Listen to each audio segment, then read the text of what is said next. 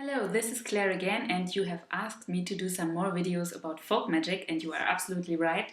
This section is like slumbering now, and I want to put some more videos. In this video we want to talk about healing stones, traditional ones, and this video is based on my book. I'm doing commercial now.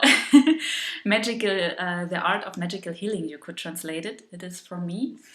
And yes, unfortunately not available in English, so you can ask your publishing houses if you like. And here we have those lovely stones, and they are the same stones that I have here, as you can see it. Or the other way around. You can... the camera doesn't want it like I want it, but you see, these are my stones, and I will tell you something about them in this video. So I also will look in the book a little bit, because there are many meanings of the stones and I don't want to miss one. So as you see, if I show up all these stones here, for example also in the book, as you can see, many of these stones, this is a turquoise, but the other ones, they are often, here we see more, the camera gets it. These stones are very often fossils. And today when we think about healing stones, we often think about precious stones, you know, like rock crystal or like all those other stones you get. And for our ancestors, they were often fossils. That were the stones they used for healing. This was even for me very surprising when I did the research for this book, and it's a very interesting fact about it. So let's start with the Ammonites. I will have a look. I have different ones here. They can look quite different, you know. These ones, for example. And if you are in the rural France, you can find until today them into the walls of houses to protect the house. They are stones of protection, as all healing stones are, always are also protection stones, but they were also a symbol for the spiral of life, you know, just because of the form, you see it. And so they were also stones if you wish to have a baby, yeah, to make the spiral of life go on. You would use them as an amulet and wear them, or put them under the bed, or things like that.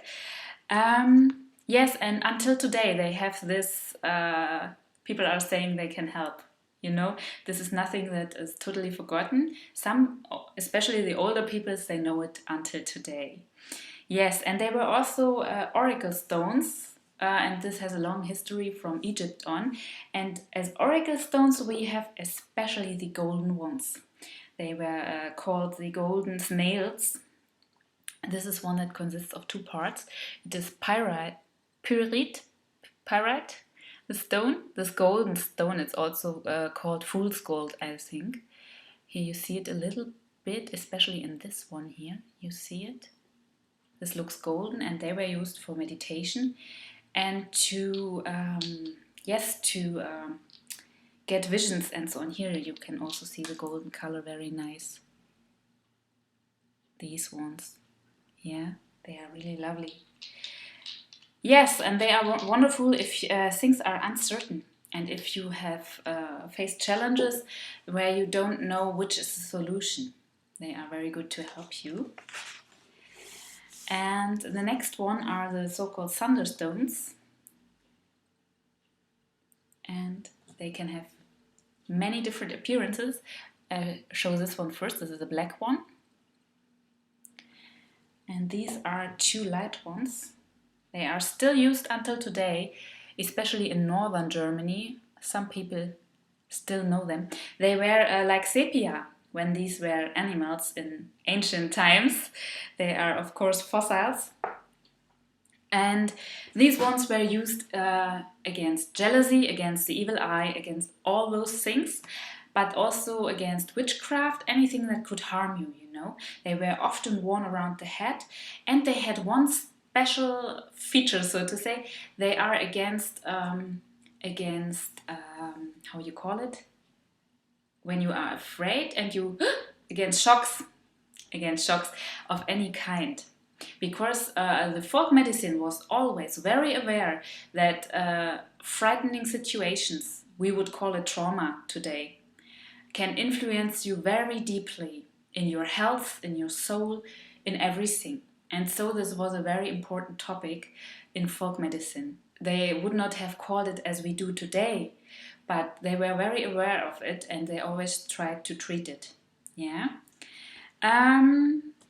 Yes, these stones were also used to talk off illnesses. I don't know if you know this method in your country. There are certain spells and like magic spells, I also have them in the book, that were traditional to talk off illnesses. Also heart illnesses, I call it. For example, if you got hot water on your hand or things like that, you can talk it off with these spells. And I was critical during the research of this book, but it really works. It really works. And I got some letters from people who read the book, and they also had, for example, when ironing the clothes on the hand, and then they put the spell and it worked. Yeah, and this is something that makes me very happy because these spells are very sought after. And yes, it is good that you can pass them on, that they will not be forgotten, because of course, as in any country, traditional healers often make many secrets around what they do. This is wonderful, but it does not help to keep the tradition alive, you know? Okay, again we go to the stones, and these stones here, the Asunder Stones, they were also used when talking of illnesses to get over the hurting part of the body. Yes, to touch it while speaking the magical spell to get it off. Yeah. For example, many people will know talking of warts. This is something that is practiced until today, and there is a lot of superstitions, but also heritage, especially on this topic, because doctors can't get them away, or they can get them away, but they come again and again. So this is a very, very vibrant topic where this knowledge is very much alive. Yeah. So these are the Asunder Stones. What's the next one? Of course, amber. This is a very important one. I have this one here. It's a small one, but a very nice one. It always reminds me of the head of a horse. I don't know why. It's like a horse head somehow. And they were used like honey for the throat. You can keep this to know what it's about. They are like honey for the throat. They were often worn when people have colds.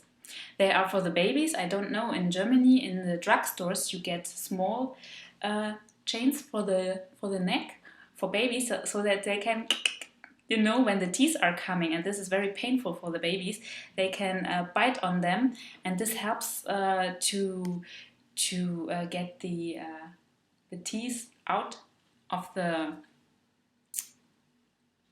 kiefer, to get the teeth out with not so much pain. Let's say it like this, you know.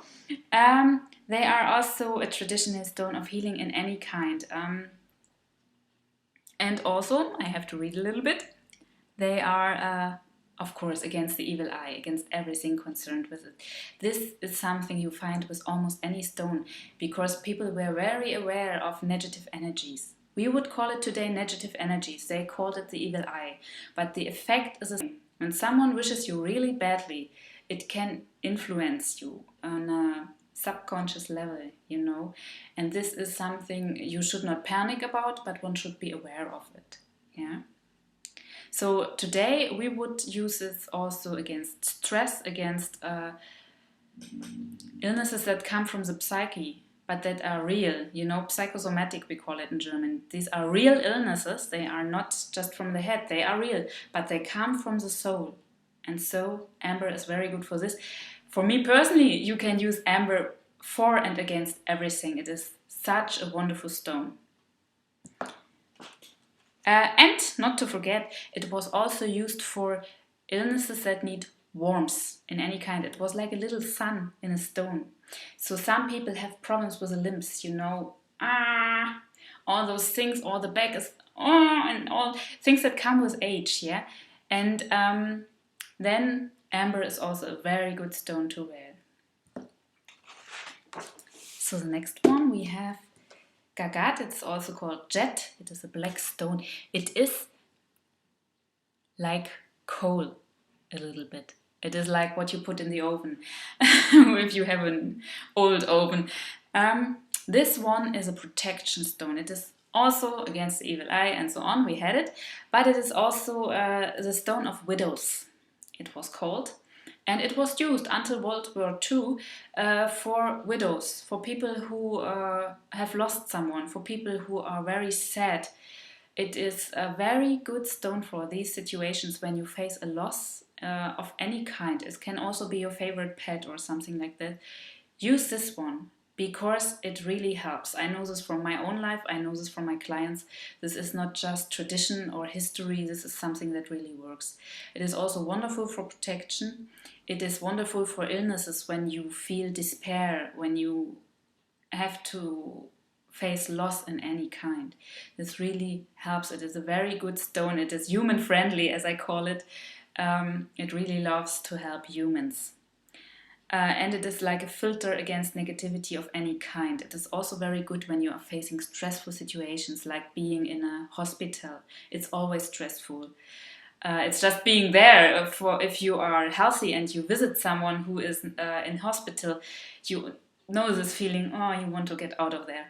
And if you are in, of course, it's even more worse. So you can take this stone too. And I also like together with the amber. So you have this little sun and you have this one as a filter against negative things, you know? Not that I have forgotten something, I have to read.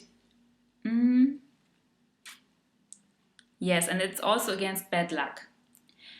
Of any kind, you can also secure your home with it, or not just your health or persons, you can also use it for objects or things you want to know that they are secure. Yeah, this is a very good stone. You can do very many things with. Many people don't know it, but if you used it one time, you won't forget it again. This is a really good one. Yes.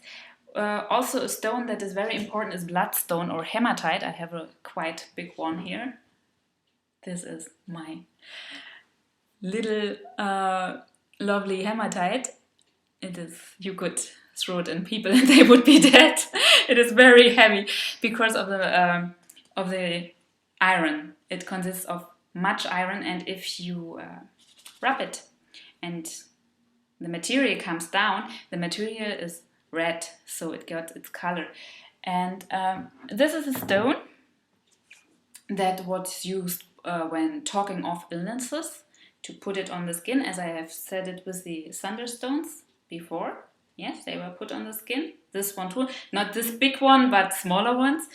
And it was also a stone that was used to talk off illnesses when someone has a big wound.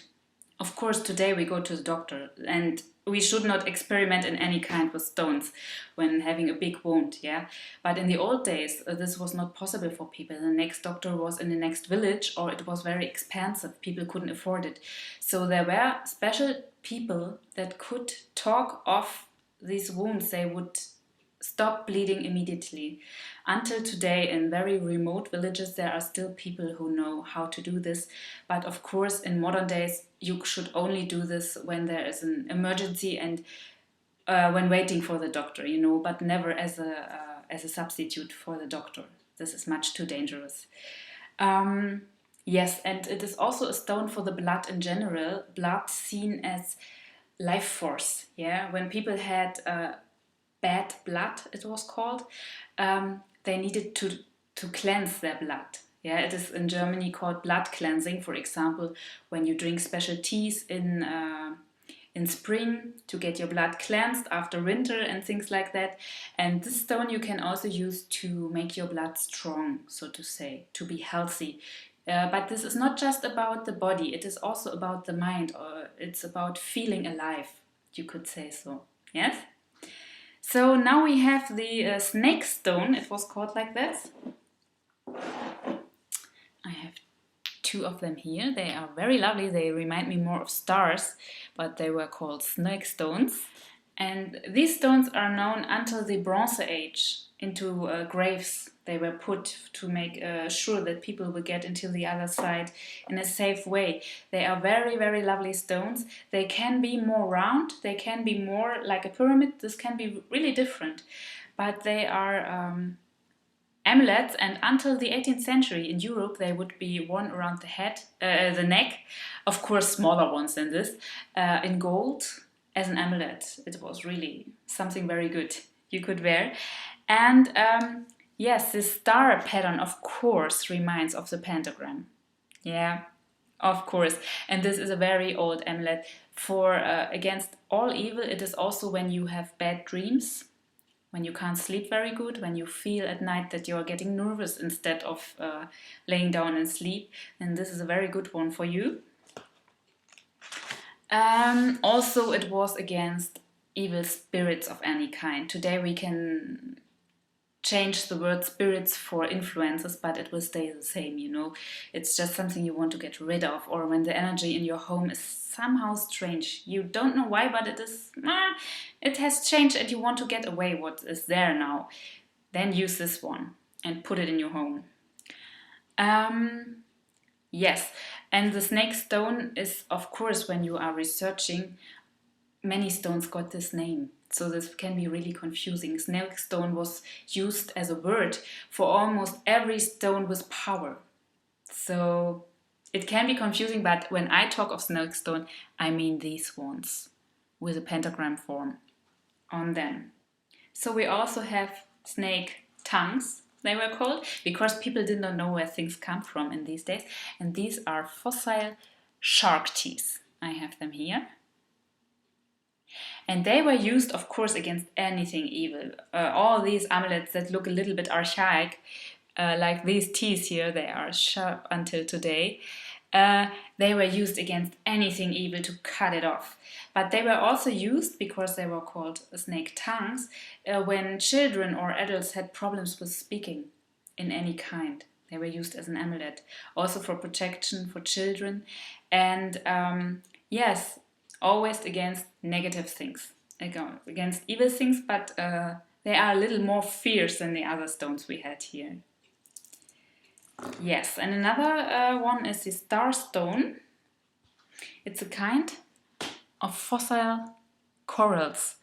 And I don't know where... here's the second one I was searching for. Here you see it beveled.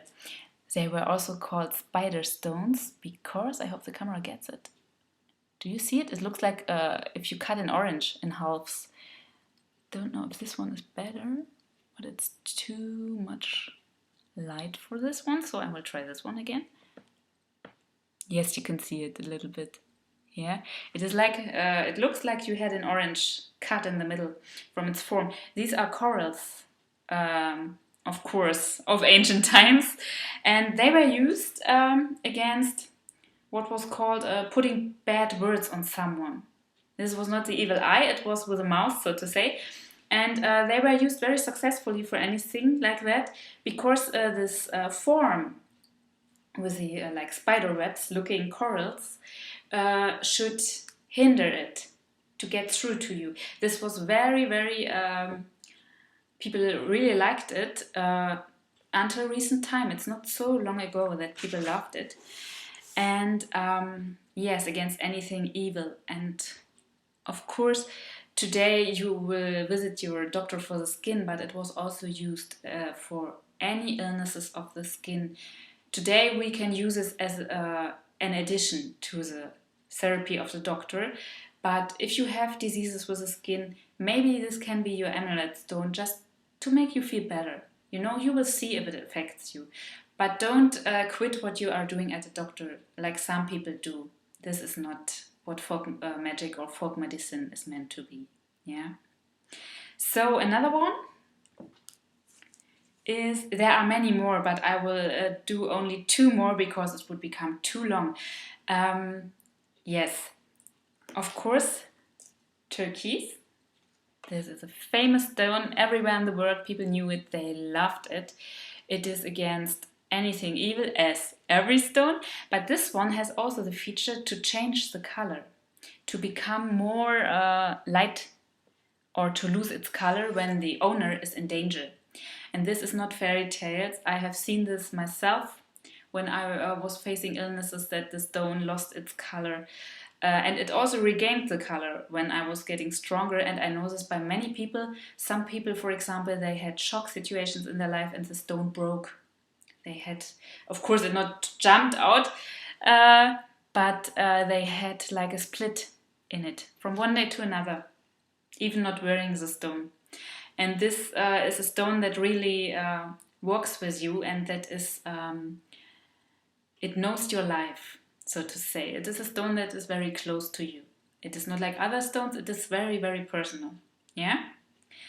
And the last one, yes, it is a very small one of its kind. It is called chicken gourds in German. These are stones from the sea that have a natural hole in them. And they are for protection against the evil eye. They were also used for illnesses of the eye. This form of the eye was very important for our ancestors. You see it here. And it was, I try this with the camera now. It works a little bit to see through it, because you should look, if you have eye illnesses, through this hole into the sun to get them better. Of course, this is a little bit superstition, but why not wear it as an amulet? It can't hurt you in any way. So this is a wonderful amulet. It is also for protection of homes. It is used for example, next to the door to protect your home. It is also a very nice stone. Nothing against it. And chicken gourd was because it was put into the places where you had your chickens or other cattle, and you put them in the corners that no witch or let's say negative energy would get them and hurt them in any way. So this is where chicken gourds come from. This is a rather unusual name for a stone, but yeah, that's its history. So yes, these were some stones. There are so many. One thing we can say at last is that our ancestors used more often fossils and things like that instead of the precious stones we know today, because they were also much too expensive. For example, ruby or things like that, or emerald, nobody could buy them, the normal people. So they use these things, and they have, as we have seen, sometimes a very old tradition reaching back until the Bronze Age or maybe earlier. So this is a very interesting thing, and maybe you have luck and you can find something in your language and in your country too about them. So I think there are much more traditions around the world concerning fossils as healing or magical stones.